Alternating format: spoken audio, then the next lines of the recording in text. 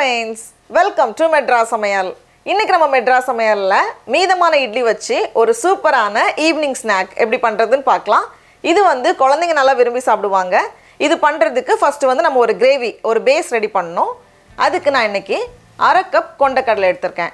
அதை வந்து ஒரு பவுல்ல மாத்திட்டு தண்ணி சேர்த்து நம்ம வந்து ஊற வைக்கணும். சாயங்காலம் பண்றோம் அப்படினா காலையில ஊற வச்சோம்னா சரியா இருக்கும்.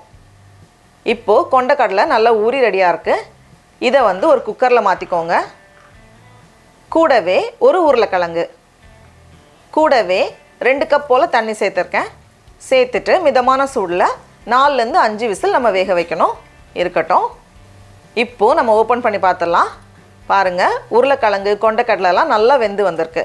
நல்லா சாஃப்ட்டா வெந்து வரணும். அப்பதான் நல்லா இருக்கும். இதை வந்து நம்ம ஒரு ஸ்பூன் வச்சு அழுத்தி விடுறப்போவே எல்லாமே நல்லா சாஃப்ட்டா வரும். இந்த மாதிரி இருக்கணும். இப்போ கிரேவி பண்றதுக்கு ஒரு panல 2 டேபிள் ஸ்பூன் எண்ணெய் சூடு பண்ணிக்கோங்க. எண்ணெய் சூடானதும் இதில் 1/2 டீஸ்பூன் சோம்பு சேர்த்துட்டு ஒரு வாட்டி கலந்ததுக்கு அப்புறமா இதில் ஒரு வெங்காயம், அதை வந்து கொஞ்சம் சின்ன சின்ன பீஸாக கட் பண்ணி வச்சுருக்கேன். கூடவே 2 டீஸ்பூன் அளவுக்கு இஞ்சி பூண்டு விழுது, ஒரு கொத்து கருவேப்பிலை இலை, அதை வந்து 1-2 பிச்சு வச்சுருக்கேன்.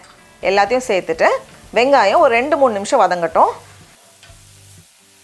இப்போ வெங்காயம் இந்த மாதிரி வதங்கினதும் இதில் கொஞ்சமாக மஞ்சள் தூள், 1/2 டீஸ்பூன் கரம் மசாலா, 1 டீஸ்பூன் மல்லித்தூள், கூடவே காரத்துக்கேற்ப மிளகாய்த்தூள், நான் வந்து 1 டீஸ்பூன் மிளகாய்த்தூள் சேர்த்துருக்கேன். சேர்த்துட்டு மறுபடியும் இதை வந்து ஒரு வாட்டி கலந்து விட்டுடலாம். இந்த மாதிரி கலந்ததுக்கப்புறமா இதில் ஒரு பெரிய சைஸ் தக்காளி, அதை வந்து மிக்சியில் மாற்றிட்டு நல்லா அரைச்சி இந்த மாதிரி எடுத்துகிட்டு வந்திருக்கேன். இதையும் உள்ளே சேர்த்துட்டு மறுபடியும் ஒரு 2 ல இருந்து 3 நிமிஷம் போல் வேகட்டும். இப்போது வெங்காயம் தக்காளி மசாலா எல்லாமே நல்லா சேர்ந்து வெந்து வந்திருக்கு. இந்த ஸ்டேஜில் நம்ம ஏற்கனவே வேக வச்சு வச்சுருந்தோம்ல கொண்டைக்கடலையும் உருளைக்கிழங்கும், அதை அப்படியே சேர்த்துடலாம்.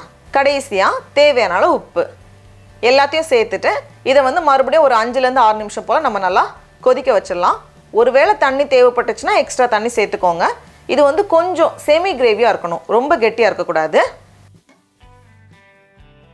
இப்போது கிரேவி நல்லா கொதிச்சிட்ருக்கு, ரெடி ஆகியாச்சு.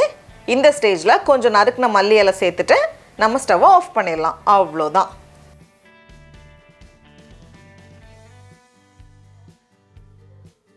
கிரேவி ரெடியாக இருக்குது. இப்போ வந்து நம்ம இட்லி ரெடி பண்ணிடலாம். நான் இன்றைக்கி வந்து மீதமான இட்லியில் 5 எடுத்திருக்கேன். இதை வந்து நம்ம சின்ன சின்னதாக கட் பண்ணி பொரிக்கிறதுனால ஓகே. ஆனால் நம்ம இன்றைக்கி வந்து கொஞ்சம் ஸ்டைலாக பண்ண போகிறோம். கத்தி வச்சுட்டு ஸ்ட்ரைட்டாக ஒரு கோடு, அப்புறமா இந்த சைடில் ஒரு கோடு, இந்த சைடில் ஒரு கோடு, அப்புறமா இதை திருப்பி வச்சுட்டு நடுவில் ஒரு கோடு, அதே மாதிரி இந்த சைடில் ஒரு கோடு, அந்த சைடில் ஒரு கோடு. அவ்வளோதான். இட்லிக்கு அந்த சைடு வரைக்கும் போயிடக்கூடாது. இதை வந்து நம்ம லைட்டாக இந்த மாதிரி பண்ணும்போது ஒரு பூ மாதிரி வரும். எண்ணெயில் போட்டு பொரிக்கும் போது இன்னும் சூப்பராக இருக்கும். எண்ணெய் நல்லா சூடானதும் 2 பொரிக்க போகிறேன். அப்போ தான் வந்து நம்ம கரெக்டான இடம் இருக்கும். அதிகமாக எண்ணெய் வைக்க தேவையில்ல. இட்லி வந்து ஒரு பாதி மூழ்கிற அளவுக்கு எண்ணெய் போதும். இந்த மாதிரி சேர்த்துட்டு எண்ணெயை வந்து அப்படியே மேலே வந்து கொஞ்சம் ஸ்ப்ளாஷ் பண்ணி விடணும். அப்போ வந்து அது அழகாக விரிஞ்சு ஒரு பூ மாதிரி வரும். இந்த மாதிரி நம்ம பண்ணிகிட்டே இருக்கும்போது அந்த கலரும் அழகாக வரும், நல்லா விரிஞ்சு வரும். இப்போது ஓரளவுக்கு ரெடியானதுக்கப்புறமா இதை வந்து நம்ம திருப்பி போட்டுடலாம். திருப்பி போட்டுட்டு 2 பக்கமும் நல்லா கோல்டன் கலர் ஆகிறது வரைக்கும் நம்ம வந்து பொரிய வைக்கணும். இப்போ பாருங்கள் எவ்வளோ அழகாக வந்திருக்குன்னு. இந்த எண்ணெயை ஃபுல்லாக வடிகட்டிட்டு நம்ம வெளியே எடுத்துடலாம்.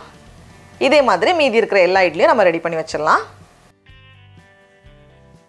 இதை வந்து சும்மா சாப்பிட்றதுக்கே ரொம்ப நல்லாயிருக்கும், நல்லா கிறிஸ்பியாக இருக்கும். ஒரு பெட்டல்ஸாக கடிச்சு சாப்பிட்லாம். இப்போ வந்து நம்ம பிளேட்டில் அசம்பிள் பண்ணிடலாம். நம்ம ரெடி பண்ணி வச்சுருக்கோம்ல கிரேவி, அதிலிருந்து நமக்கு எவ்வளோ தேவையோ அதை சேர்த்துக்கோங்க. அப்புறமா கொஞ்சம் நறுக்கின வெங்காயம், கொஞ்சம் நறுக்கின மல்லி இலை, அப்புறமா கொஞ்சம் எலுமிச்சை பழத்தோட சாறு, நம்ம பொரிச்சு வச்சுருக்க இட்லி, நமக்கு எவ்வளோ பீஸ் வேணுமோ அதுக்கேற்ற மாதிரி. கடைசியாக வீட்டில் இருந்துச்சுன்னா கொஞ்சமாக ஓமப்பொடி சேர்த்துக்கோங்க. இது வந்து ஆப்ஷனல் தான். சாட்னாலே எப்போவுமே கொஞ்சம் ஓமப்பொடியெல்லாம் சேர்ப்பாங்களே, அதனால் நான் சேர்த்துருக்கேன். இது சேர்க்கலனாலும் பரவாயில்ல. டடா, நம்மளோட இட்லி சாட் ரொம்ப ரொம்ப ஈஸியாக சூப்பராக தயாராகிடுச்சு. இதை வந்து நம்ம இப்படி தான் செய்யணும்னு கிடையாது. ஒருவேளை நம்மக்கிட்ட வந்து புதினா சட்னி மீதி இருந்துச்சுன்னா இட்லி மேலே அப்படியே கொஞ்சம் புதினா சட்னி சேர்த்துக்கலாம். கார சட்னி மீதி இருந்துச்சுன்னா கொஞ்சம் கார சட்னி சேர்த்துக்கலாம். அப்படி இல்லைன்னா இட்லி பொடி இருந்துச்சுன்னா அதுவும் அப்படியே மேலே வந்து கொஞ்சம் தூவிக்கலாம். அது மாதிரி நம்ம எப்படி வேணாலும் செஞ்சுக்கலாம். இப்போ நம்ம டேஸ்ட் பண்ணி பார்க்கலாம். ஸ்பூன் வச்சு சாப்பிட்றதுனாலும் ஓகே.